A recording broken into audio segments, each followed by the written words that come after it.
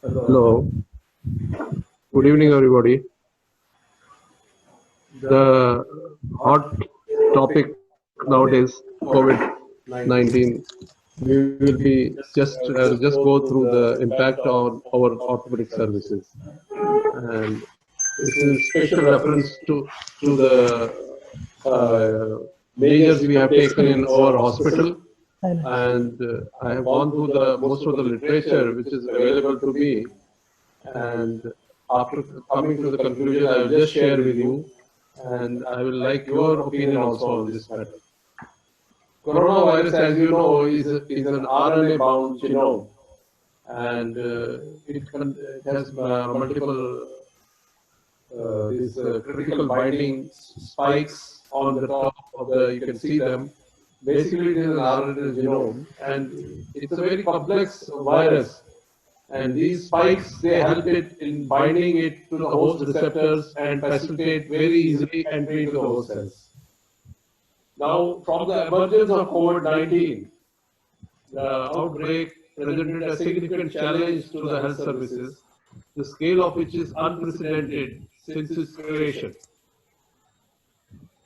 There were well-founded concerns about, and we were all unprepared and under-resourced for this pandemic. In absence of a clear national advice and guidance, we were left with a force rather to have a reactive and develop our own systems to the response of this.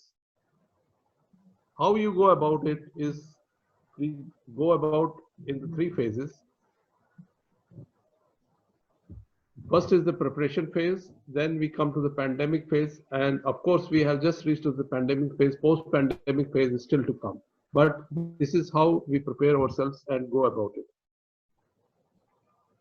Now, impact on our services at a regional hospital level and management of crisis at first was very uncertain. We didn't know what to do, how to go about it.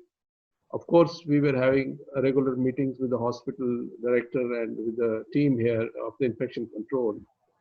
Finally, in our department, we discussed how to go about the orthopedic services and what should be our early response to these crises. So we found that the best way was to prepare ourselves. Prepare now is the best policy. That is, P stands for the protocol development in your hospital or institution. R is to reevaluate the backlog of your surgical wait list and try to prioritize it. Existing patient care optimization. Non-surgical, try to be non-surgical wherever possible so that less patient admission is there and less contact with the patients. And patients are not exposed to the hospital environment. We have to see the urgency of the priority and according to the prognostic factors. Assess the patient's readiness for surgery. That means the patient should be ready if you are going to admit him for surgery, not that you have to optimize it for a couple of days and then go about the surgery. That way he is more vulnerable to get infection. Resume our pre-operative evaluation on a priority basis or the surgical wait list. Ensure that the COVID status is confirmed or at least appropriate precautions have been taken while you are leading up to the surgery. And the basic thing is that we should be general readiness of our equipment and personal protective equipment for our healthcare workers. And for all this, we have to work collaboratively with all the stakeholders in the health services. What are the service changes we implemented was, we included acute trauma work, the priority, elective theater, clinic, workforce planning, infection control measures were taken also into account in anticipation that we will have more infected patients being admitted to the hospital. The basic thing was we have to provide support and reassurance to all our healthcare workers. Try to marshal at the best of our ability the limited physical resources which were available to us. Keep the key resources of personnel operational. That means we make sure that we have enough persons who are in a capacity to work from time to time or from day to day. Triaging and contract the services as physical and personal resources diminish. So triaging was very important in these things. The first thing is in the morning, we have trauma meetings in all the hospitals. We also in our Niswa hospital have the same. So we implemented a social distancing advice. We restricted attendance of only those persons previous on-call day team and the present the day on-call team and the theater team. Rest of the people, they can work from remote settings or and discussing the admission and planning can be done even on the social media. A further virtual meeting of the whole department was introduced through social media to discuss any issues related to the patient, x-rays, or to raise concerns and questions about the end of the day. Workforce planning. Staff members with necessary and clinical commitment should be at work, with all other work being done remotely.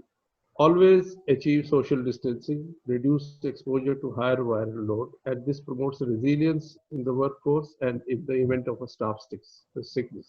Follow the regional and national guidelines and try to incorporate them into the department guidance. The on-call structure more or less remain unchanged. Of course, we try to utilize first, second, third on call at different levels and try to share the work among ourselves. Outpatient cleaning, the most important is triage in the emergency department and try to reduce the outpatient cases.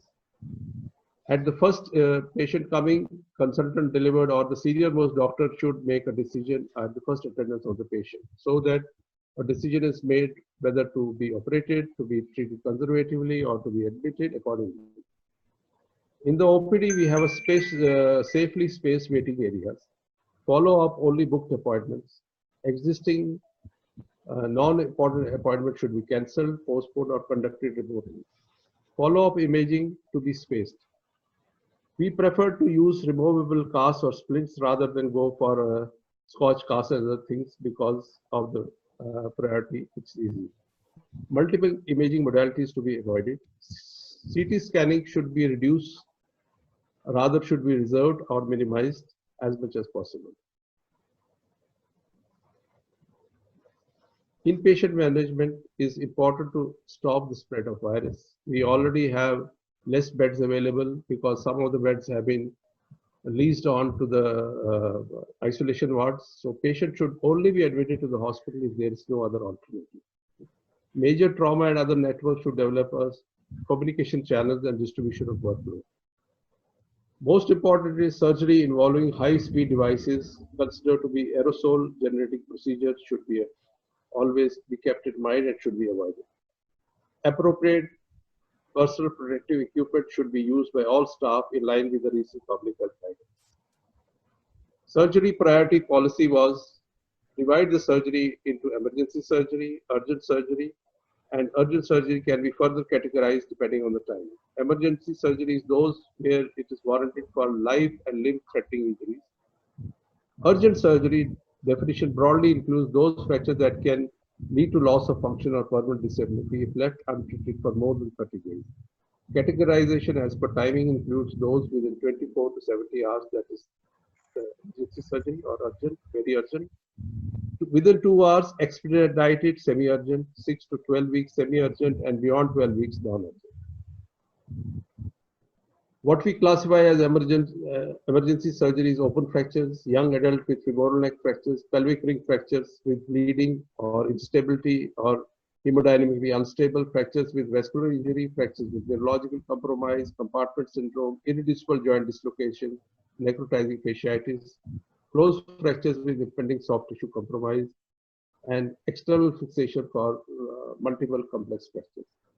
Within 48 to 70 hours, urgency is for elderly femoral neck fracture, intertrochanteric fractures, talar neck fractures, femoral shaft fractures, distal femur fractures, and tibial shaft fractures. Less than 12 hours to 2 weeks, that is expedited semi-urgency. Urgent fractures can be involved upper limb, humerus, radius ulna, tibial plateau, ankle fractures like that. And less than 3 months, non-union, malunion, and more than 3 months, any symptomatic hardware removal can be included. In general, the orthopedic trauma complex fractures surgery has to be planned. If you feel it needs a staged approach, aim to discharge the patient after initial surgery and readmit him later if possible. Upper limb fractures that require surgery, forearm fractures should be managed as fast as the daycare cases. Operate in the morning and by evening if patient can be discharged. Always prefer to use absorbable sutures should be encouraged. Non-operative management and bracing of patients with uncomplicated spinal fractures can be encouraged. Always remember this emergency life limb threatening patient, especially with hip and femoral fracture, remain urgent and surgical priority within 24 hours. Fragility fractures in elderly should be discharged as early as to avoid exposure to the virus because their immune system is already compromised and they are more liable to get infection. Prefer early amputation for limb salvage where you have uncertain outcome and you feel that it may require multiple operation and the outcome is very uncertain and patient will have a prolonged stay in the hospital. Dislocations can be reduced in the OPD. Upper limb fracture, humeral fracture is wherever high rate of union can be managed non-operatively. Ligamentous injuries of the knee, we prefer to manage with bracing. Penetrating injuries without any neurodeficit or contamination can be managed in emergency department. Pediatric orthopedic trauma form a very big chunk of patients which we are getting because most of the children now are out of school and at home. So X-rays to be avoided in soft tissue injuries, wrist, forearm, clavicle, proximal humeral fractures which you more or less can be managed without any X-rays. Long bone fractures without clinical deformity can be managed. Similarly, foot fractures. And you can give a single long-term follow-up appointment from ranging from 4 to 12 weeks depending on the fracture. Only operative management in pediatric fractures is advisable in open fractures, septic arthritis or osteomyelitis. Femoral fractures in children above 6 years, displaced articular periarticular fractures including type 3 supracollateral fractures or acute scaping. However, time-dependent conditions like dysplasia of hip, CTV, required surgery can wait up to 3 months. Now, all hospitals, I'll like to share, I don't know, most of the hospitals, they have two types of pathways. That is the COVID managed pathway and the COVID free pathway. These pathways are internationally recognized and most of the hospitals now are practicing this. They are basically at 3 levels, infrastructure, patient and provider levels. And it should be followed like that so that each pathway has its own diagnostic, staffing, operation rooms, wards and transport pathways. This is done in order that there's no mixing of the staff as well as the other staffing of the labs of the OT so that there is a prioritization of the patient depending on whether it's an emergency case or non-emergency case. I will come to you further how we can go about it. Basically, it is labeled as green pathway and blue pathway. Green pathway is where patient is COVID free and where it has to be managed as a COVID patient, it's a blue pathway. Now, emergency patient presenting to an emergency department who needs an emergency orthopedic procedure within 24 hours, make sure you test for a COVID-19 and follow the COVID-19 protocol. That is, he should be in a COVID resuscitation room, operating room, follow the COVID protocol, transport protocol should be followed till the test is released. If it is positive, continue the COVID protocol. If it is negative, then it can be shifted to the standard protocol. This is what we call as the blue managed pathway. In general, I have tried to simplify it. Patient in a triage coming with a high index of suspicion, screening should be done for all patients, especially if he is having some symptoms, febrile, respiratory symptoms, or has a history of traveling abroad. Inform the hospital administration or the emergency department doctor, and they will go about testing for him. And patient, if he tests positive, pre-investigation, it can be managed as a negative case if it's negative. If it is positive, then he has to follow the protocol. Personal protective equipment, very important for all of us, especially the frontline workers, surgeons, the hospital OT staff, and those who are in contact with the ward patient. So from time to time, we should discuss all the cases, including the use of standard and enhanced personal protective equipment. Always remember high-speed drills, pulse lavage, cutting diathermy, they are aerosol generating procedures. So should be avoided at all, whatever possible, especially no use of pulse lavage during surgery. Diathermy should be used sparingly in coagulation day. Prefer to use tourniquet wherever possible in order to have a dry field and cover the operative field when using drills and saws, so that any splinter or any spillover is avoided.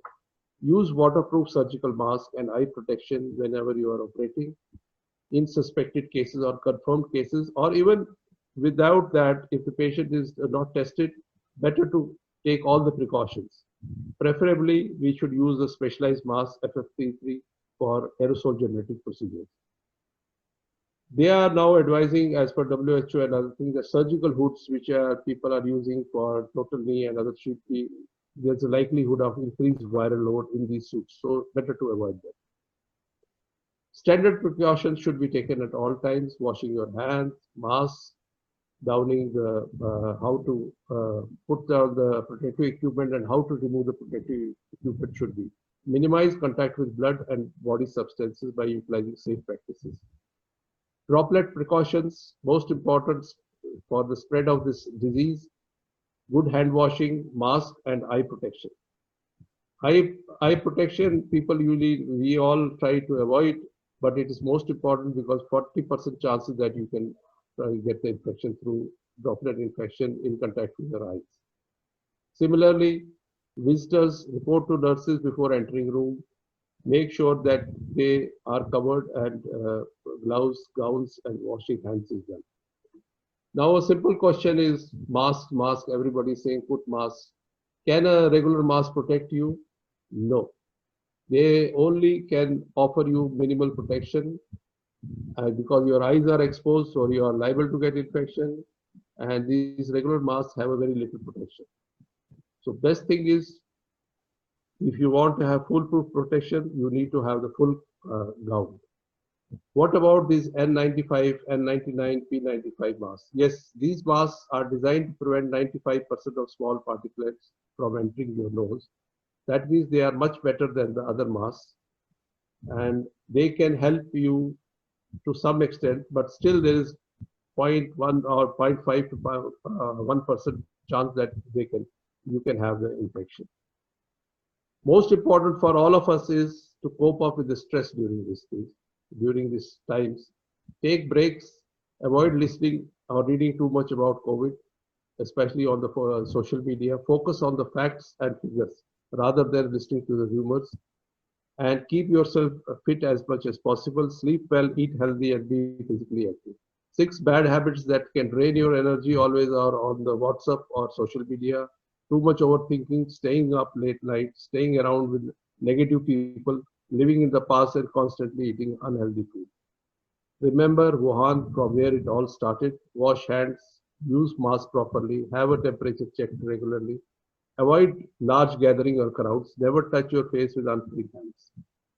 If you still want to know your risk during COVID, this is a chart. And the highest risk is if you are working out in a gym or going to amusement park or movie theater or in a large crowd, especially going for a buffet dinner where there are many people, you are more likely to get this infection. Don't panic. Knowledge is our best friend, and preparation is the best line of defense for us only. Do whatever best you can, and you know you can do better. Then when you know better, do the better things. These are my references. Any comments and questions I can take? Thank you very much.